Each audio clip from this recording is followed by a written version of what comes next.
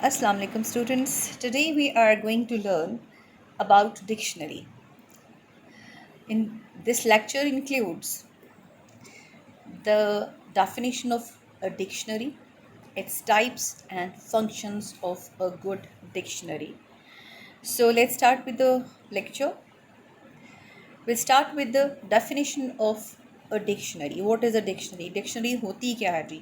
Dictionary may be defined as a compilation of words in alphabetical order. यानी कि एक ऐसी बुक होती है जिसमें words होते हैं alphabetically उनको order किया गया होता है जी. A reference book, it may be as defined as a reference book that gives information about words. So dictionary जैसी भी होती है, जो भी होती है, that is a book containing the information about words.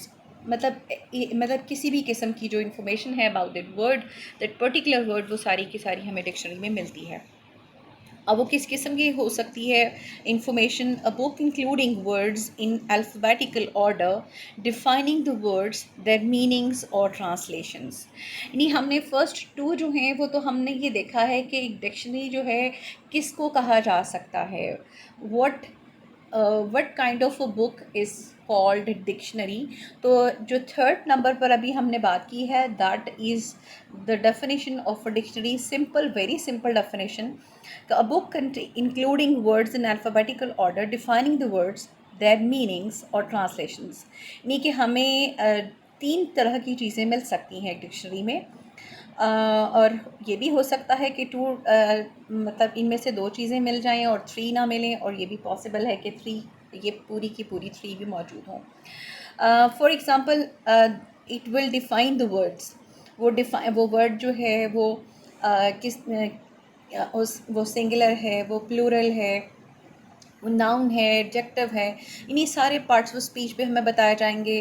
फिर उसके अलावा जो उस वर्ड की हिस्ट्री बताई जाएगी, उसका ओरिजिन बताया जाएगा, एटमोलॉजी बताई जाएगी, उस वर्ड के यूजेस बताए जाएंगे, फिर उसके मीनिंग्स क्या हैं. अभी वो दो चीज़ें दो तरह की होंगी, या तो उसके मीनिंग्स बताए जा रहे होंगे या ट्रांसलेशन बताई जा रही होगी.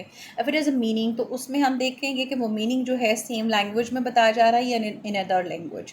और ट्रांसलेशन जो है वो उसके साथ, उस मीनिंग के साथ भी हमें दी जा रही है.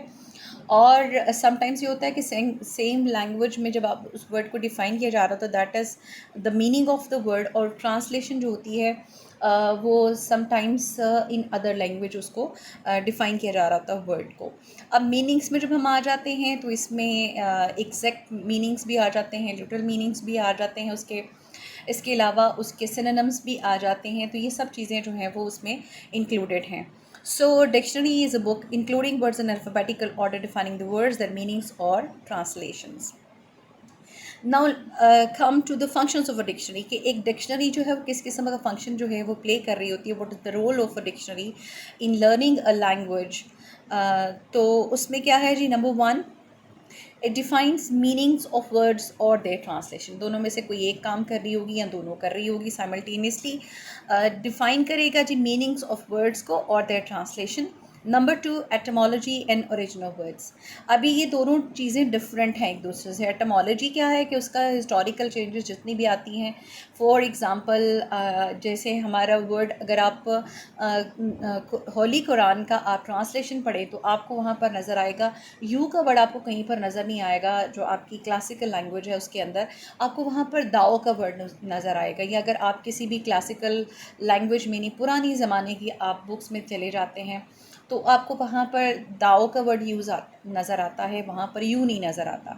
तो वो फिर हम बताएंगे कि यू अगर हम डिफ़ाइन करते हैं वर्ड यू, तो वाई ओ यू का जब हम वर्ड डिफ़ाइन करते हैं तो हम बताते हैं कि जी इसकी एटमोलॉजी, जो इसका हिस्टोरिकल चेंजेस जो इसमें होती रही हैं, वो इस तरह से कन्वर्जन्स होते होते अभी ये यू तक पहुंचा है.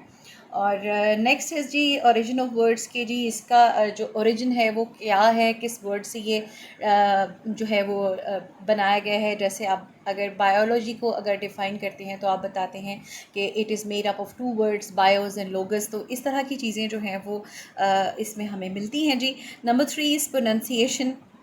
हमें प्रोनंसिएशन के बारे में बता रही होगी डिक्शनरी, और प्रोनंसिएशन में आप देख रहे होंगे कि किस तरह से आपका वर्ड जो है वो प्रोनाउंस किया जाता है, और उस प्रोनंसिएशन के साथ साथ उसके स्पेलिंग्स जो हैं वो हमें मोस्ट ऑफ़ द टाइम आपको टीचर्स कहा करते हैं कि जी आप डिक्शनरी से इस वर्ड को टैली करें, तो डिक्शनरी में जो है उसका जो स्टैंडर्ड उसके जो स्पेलिंग्स हैं वो वहाँ पर गिवन होते हैं जी। उसके बाद सिलेबिकेशन जी, प्रोनंसिएशन के साथ इसका बहुत गहरा ताल्लुक़ है। आपने वर्ड को जब प्रोनाउंस करना होता है तो उसमें कितने सिलेबल्स हैं, यानी कि आपने उस अपने माउथ को कितने शेप्स में, कितनी फॉर्म में आपने उसको वर्ड को प्रोनाउंस करना है, अपने माउथ से आपने उसको इवॉल्व करना है, उसको आपने स्पीक आउट करना है। तो उसमें सिलेबल्स जो हैं वो बहुत ज़्यादा जो है मैटर करते हैं। तो हमें जो डिक्शनरी है वो most of the time syllables भी बता रही होती है कि जब आप प्रोनाउंस करेंगे तो ये उसके सिलेबल्स हैं, और कितने सिलेबल्स हैं, मोनोसिलेबिक वर्ड है, बाइसिलेबिक है, यानी इस तरह की सब चीज़ें हमें बताई जा रही होंगी। उसके बाद है जी पार्ट ऑफ स्पीच है, जो हमारा वर्ड है वो किस चीज़ से, वो क्या है, वो नाउन है, एडजेक्टिव है, वर्ब है, वो क्या है। और समटाइम्स हमें इन सब की इन्फॉर्मेशन भी दी जा रही होगी कि अगर नाउन गिवन है, हमारा जो एंट्री वर्ड है वो हमारा नाउन है, तो उसमें फिर हमें बताया जा रहा होगा कि इसका अगर वर्ब होगा तो वो क्या है, इसका जो एडजेक्टिव है वो क्या हो सकता है। तो ये हमें फिर उससे जो इडियम्स समटाइम्स जो है उसे डिराइव किए जा रहे होते हैं, तो वो अभी हम आगे देख रहे हैं जी यूजेज में। और हमें डिक्शनरी जो है वो समटाइम्स यूजेज बता रही होती है। आगे जब जाकर डिक्शनरी की टाइप्स करेंगे तो उसमें हम यूजेज के बेसिस पे भी हम डिक्शनरी की टाइप को डिस्कस करेंगे। तो वो यूजेज हमें बताता है डिक्शनरी के बारे में कि वो जो वर्ड है वो ग्रामेटिकली किस तरह से यूज़ किया जा सकता है, उसकी वर्ड फैमिली क्या है, वो प्रेपोजिशंस जो हैं उनके साथ आकर वो उसका मीनिंग किस तरह से डिफरेंट हो जाता है। फ्रेजल वर्ब्स किस तरह से बनाए जा सकते हैं, प्रेपोजिशंस को उसके साथ लगाकर उस वर्ड के साथ, अगर वो नाउन है तो उसके साथ प्रेपोजिशन कौन सी लगेगी, और अगर वो वर्ब है तो उसके साथ कौन सी प्रेपोजिशन लगेगी कि उसके मीनिंग जो हैं वो डिफरेंट होते चले जाएंगे।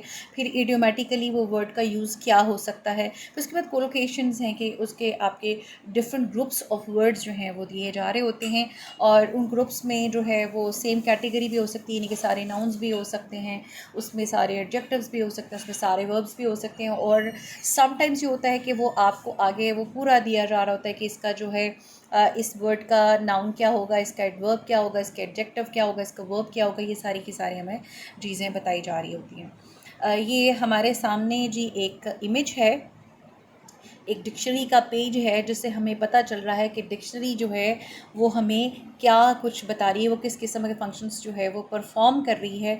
जब हम डिक्शनरी खोलते हैं तो अभी आपके सामने ये वर्ड डिक्शनरी है, तो इसमें आप ये देखें कि डिक्शनरी जो है वो आपको डिक्शन अलहदा और डिक्शो अलहदा और नरी अलहदा लिखा गया है।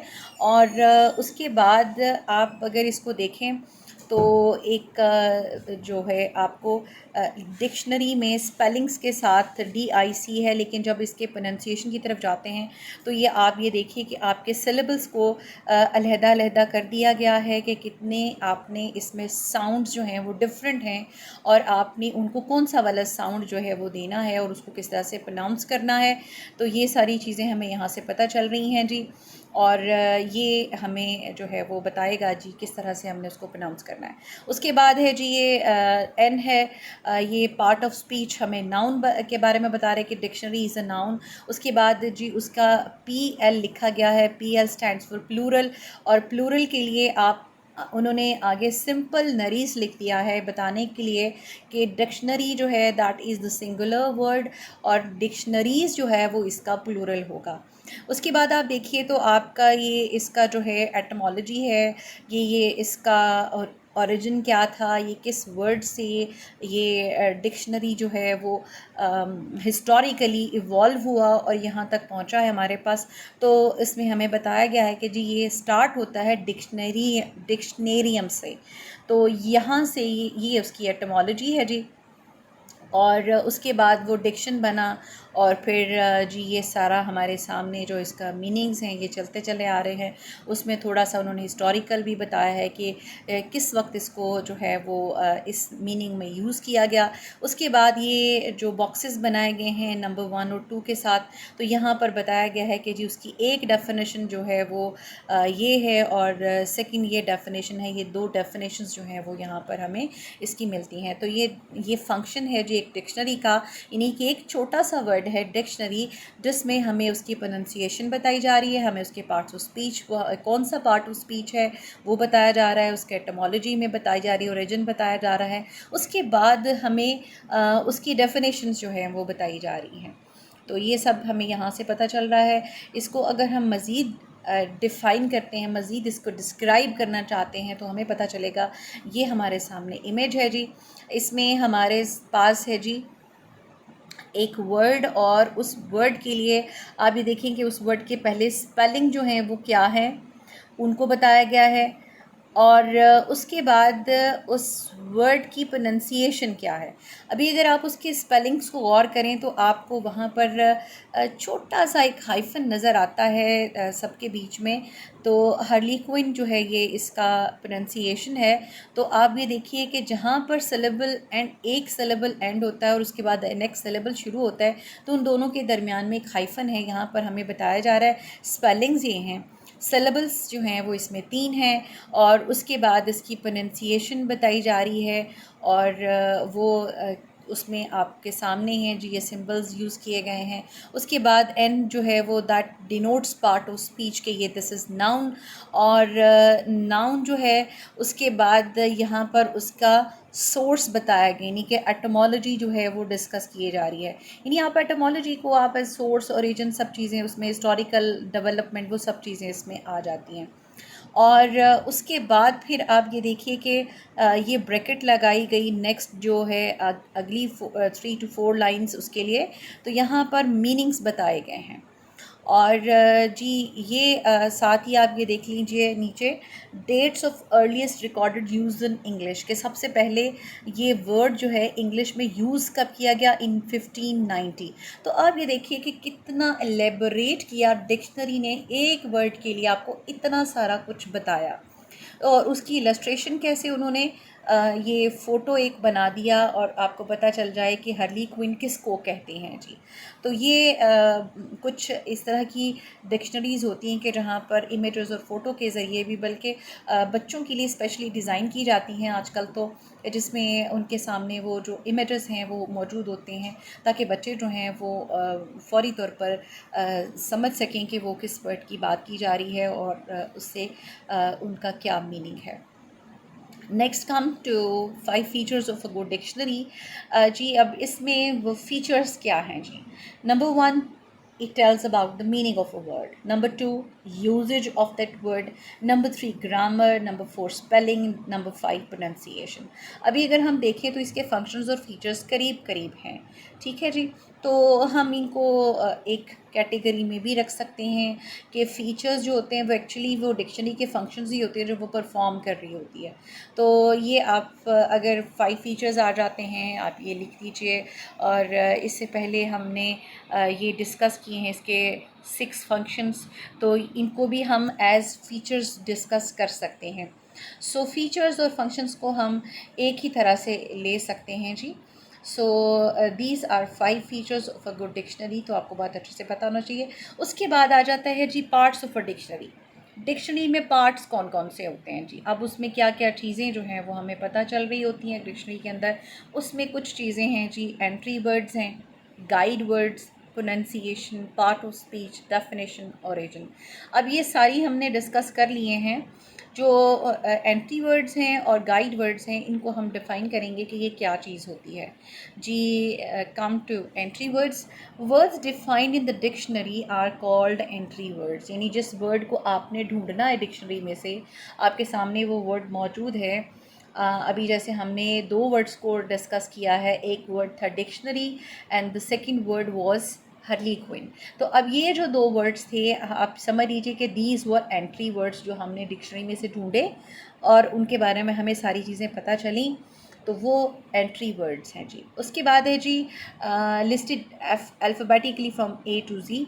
Next is guide words. अब गाइड वर्ड्स क्या होते हैं जी, आप जैसे ही डिक्शनरी का पेज खोलेंगे तो आपको बिल्कुल जो आपका अपर कॉर्नर होगा, राइट भी हो सकता है, लेफ़्ट भी हो सकता है, इट डिपेंड्स कि डिक्शनरी में वो कौन सा मोड यूज़ कर रहे हैं। तो उसमें आपके जो समटाइम्स ये होता है कि जो आपका राइट साइड होती है आपके, और लेफ़्ट साइड पर जो है आपके लेफ़्ट पेज के लेफ़्ट पे और राइट पेज के राइट पर जो है नॉर्मली ये किया जाता है, इंग्लिश अगर हो तो। उसमें आपके वहाँ पर उन्होंने 2 वर्ड्स लिखे होते हैं टॉप हेड पर, और वो जो है 2 वर्ड्स जो होते हैं, these 2 words are called guide words, और वो printed at the top of each page to help in finding the word, कि आपको पता चल जाए कि जी ये वर्ड यहाँ से शुरू होगा और यहाँ तक ये चलेंगे इसमें, इस पेज पर, और आपको जो वर्ड ढूंढना है उसकी स्पेलिंग्स इनके दरमियान में कहीं होंगे तो वो आपको यहाँ पर वर्ड मिल जाएगा। सो ये गाइड करते हैं आपको कि आपने किस तरह से डिक्शनरी को यूज़ करना है। तो these are very important definitions. आपको पेपर में आपको ये वाले दोनों डेफिनेशंस भी पूछे जा सकते हैं, इसलिए आपको बहुत अच्छे से पता होना चाहिए कि what are the entry words and what are guide words. तो जी फर्स्ट गाइड वर्ड जो होता है that is the first word on the page, and the second guide word is the last word on that page. यानी कि जो आपका first जो पेज जिस वर्ड से शुरू हो रहा होता है that is the first guide word, और उसके बाद जो सेकेंड वाला लिखा होता है वो लास्ट वर्ड होता है ऑन दैट पेज। तो ये 2 गाइड वर्ड्स होते हैं जिनकी वजह से आपको पता चल जाता है कि जो आपका टारगेट वर्ड है जिसके लिए आपने डिक्शनरी को खोला है वो इन दोनों के बीच में कहीं ना कहीं प्लेस किया हुआ है। अभी ये हमारे सामने एक इमेज है और मैं ट्राई करती हूँ कि इसको थोड़ा सा आपके सामने ले आऊँ जी। ये आप ये देखिए कि आपके सामने ये डिक्शनरी का पेज जहाँ से यूज़ हो रहा है, ये आप बॉक्स को देख लीजिए। ये आपकी डिक्शनरी का जो टॉप आपका पेज का टॉप है ये आपके सामने नज़र आ रहा है, और उसके टॉप पर अगर आप देखिए तो ये आपको उसकी जो टेयरिंग है उससे आपको पता चल रहा होगा कि ये आपका लेफ़्ट पेज है डिक्शनरी का जो यहाँ पर किया जा रहा है जी। और उसमें क्या है कि जी आपके लेफ़्ट राइट टॉप कॉर्नर पर इंटेंट और इंटरव्यू लिखा है। तो ये जो इंटेंट और इंटरव्यू है जो स्लैश डालकर ये लिखा गया है ये आपके गाइड वर्ड्स हैं, ठीक है, जो आपको बताएंगे कि इस पेज पर जो भी आपको वर्ड्स मिलेंगे वो इंटेंट और इंटरव्यू के दरमियान में मिलेंगे। अभी इसको ढूंढने के लिए क्या करेंगे आप, जैसे यहाँ पर इंटेंट है और उसके बाद इंटरव्यू है, तो आप ये देखेंगे कि इसके फर्स्ट 4 लेटर्स जो हैं वो सेम हैं, INTE, तो ये सेम है। उसके बाद डिफरेंस क्या है N का और R का। तो अभी जो आपकी जो वर्ड्स जितने भी आपने जो फाइंड आउट करने हैं वो N और R के दरमियान में जितने आपके वर्ड्स फॉल करते हैं, लेटर्स फॉल करते हैं, उनसे जो कॉन्स्टिट्यूटेड वर्ड्स हैं वो यहाँ पर आपको इस पेज पर मिलने वाले हैं। उसके बाद आप ये देखिए कि आपके राइट कॉर्नर पर जो है वो पेज नंबर लिखा है 387। अब इसकी आगे आ जाइए जी, जहाँ पर वर्ड स्टार्ट हो रहा है तो जो आपका फर्स्ट गाइड वर्ड है इंटेंट, वो जी यहाँ पर लिखा है जी इंटेंट, और उसको सिलेबल जो हैं उसके दोनों अलहदा अलहदा कर दिए गए हुए हैं जी। उसके बाद आप देखिए तो ब्रैकेट में उसकी प्रोनंसिएशन लिखी है, उसके बाद उसका पार्ट ऑफ स्पीच लिखा है, एन है, स्टैंड्स फॉर नाउन। उसके बाद इसकी डेफिनेशन स्टार्ट हो जाती है, और डेफिनेशन के बाद अगर आप ये देखिए तो उन्होंने यूजेज बताया हुआ है, यूजेज है। यूजेज के बाद उन्होंने इसका प्लूरल बताया है कि जी वो क्या है प्लूरल, और उसके बाद उन्होंने पहले इसको एज नाउन इसको डिस्कस किया है, नेक्स्ट उन्होंने इसको एज एन एडजेक्टिव इसको हमें एलैबोरेट किया है। सो जी ये है जी हमारा डिक्शनरी का पेज जिसने हमें ये सारी चीज़ें जो हैं वो बताई हैं, जिनको हम फीचर्स भी कह सकते हैं और फंक्शंस ऑफ डिक्शनरी भी कह सकते हैं, पार्ट्स ऑफ डिक्शनरी भी कह सकते हैं। सो जी ये हमारा इसकी एलैबोरेशन थी। नेक्स्ट जो पार्ट है हमारे लेक्चर का that is types of dictionary. अब सबसे पहले तो हम इसका मोड जो है, लैंग्वेज और इसका मोड जो है उसकी बेसिस पर हम इसकी टाइप्स को डिस्कस करेंगे। And there are 3 main types of dictionary in the basis of language और मोड ऑफ डिक्शनरी। वो क्या है जी? Monolingual dictionary, bilingual dictionary and bilingualised dictionary. अब मोनोलिंगुअल क्या है? जैसा कि इसका जो आपका जो इसका नेम है, इससे आपको पता चल रहा है मोनो से, कि जो मोनो मीन्स वन, तो मोनोलिंगुअल मीन्स वन लैंग्वेज। तो डेफिनेशन ऑफ वर्ड जो है वो सिंगल लैंग्वेज में ही, यानी कि जिस लैंग्वेज में आपका वर्ड गिवन है उसी लैंग्वेज में आपको उस वर्ड की डेफिनेशन या उसकी जितनी भी एलैबोरेशन है वो सारी आपको उसी सिंगल सेम लैंग्वेज में अवेलेबल है इन दैट डिक्शनरी। तो this is called monolingual dictionary. उसके बाद है जी बायलिंगुअल डिक्शनरी। अब बायलिंगुअल डिक्शनरी कौन सी है? कि जिसमें आपके लैंग्वेज ए है दैट इज़ ट्रांसलेटेड इनटू, वो जो word given in language A है that is translated into language B. ठीक है, तो दैट इज़ कॉल्ड बायलिंगुअल, यानी कि दो लैंग्वेजेस को यूज़ किया गया है इस डिक्शनरी में। जैसे आप उर्दू टू इंग्लिश और इंग्लिश टू उर्दू आप डिक्शनरी यूज़ करेंगे, इंग्लिश टू फ्रेंच और फ्रेंच टू इंग्लिश, तो इस तरह से इसको हम बायलिंगुअल कहेंगे। उसके बाद है जी नंबर 3 बायलिंगुअलाइज्ड। अब बायलिंगुअलाइज्ड और बायलिंगुअल में क्या डिफरेंस है? बायलिंगुअल में तो सिर्फ हमें ये हो गया कि जिसमें हमने कहा कि हम डिक्शनरी है इंग्लिश टू उर्दू, ठीक है। और कुछ डिक्शनरीज़ ऐसी होती हैं जिसमें कहा गया हुआ है English to Urdu to English. उसमें उस वर्ड को जो है वो ए से बी लैंग्वेज और लैंग्वेज बी से ए में उसको ट्रांसलेट किया जाता है। That is called bilingualised dictionary. Let's come to types of dictionary on the basis of their feature. अब वो फ़ीचर क्या है जी? डिक्शनरी जो है वो क्या फंक्शन, क्या रोल प्ले कर रही है, उसका फ़ीचर क्या है मेन? वो क्या है जी? Main feature, if it is a descriptive dictionary. अब ये हमारे पास 2 टाइप्स हैं, डिस्क्रिप्टिव डिक्शनरी और प्रिस्क्रिप्टिव डिक्शनरी। अभी ये इनसे भी हमें, इनके टाइटल से ही हमें क्लियर हो जाएगा कि किस किस्म की डिक्शनरी है जी। Descriptive dictionary, it describes how a word is used. इसको किस तरह से, जैसे पीछे भी हमने देखा कि कुछ एग्जांपल्स यूज़ किए गए हैं कि वो किस तरह से यूज़ किया जाता है। और प्रिस्क्रिप्टिव डिक्शनरी जो है, it prescribes how a word should be used. ये हमें सजेस्ट कर रही होती है कि इस वर्ड को हम इस तरह से यूज़ हमें करना चाहिए। सो ये these are 2 types of dictionary the basis of the feature. Next, types of dictionary.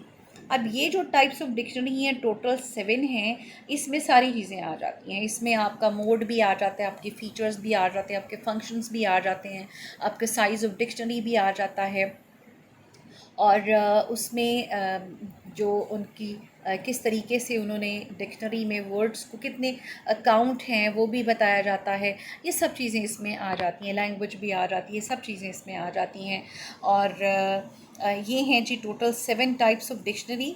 Number 1 is monolingual dictionary, number 2 bilingual dictionary, number 3 etymological dictionary, number 4 crossword dictionary. अब इसमें से कुछ जो आप लोग ऑलरेडी पढ़ चुके हैं, जैसे मोनोलिंगुअल आपको अच्छे से समझ आ गया, बायलिंगुअल, एटमोलॉजिकल, एटमोलॉजी से आपको पता चल गया। Next is crossword dictionary. Crossword से आपके माइंड में वो आ रहे होंगे पजल्स जो आपके बुक्स में या आपकी गेम्स में आपको दिए गए होते हैं। Next is rhyming dictionary. Rhyming से भी बहुत अच्छे से आपको क्लियर हो रहा होगा कि जो राइम्ड वर्ड्स हैं उनकी डिक्शनरी होगी कोई। नंबर 6 इज़ मिनी डिक्शनरी और pocket dictionary. And number 7 thesaurus जी। अभी हम आगे चलते हैं इनकी एलेबोरेशन की तरफ, के होते क्या है जी। Monolingual dictionary, words defined in single language. जिस लैंग्वेज में वर्ड है उसी लैंग्वेज में उसकी डेफिनेशन है, उसी लैंग्वेज में उसको डिफ़ाइन किया गया है, उसको एलेबरेट किया गया उस वर्ड को। That is called monolingual dictionary. Next is bilingual dictionary, words in 2 languages.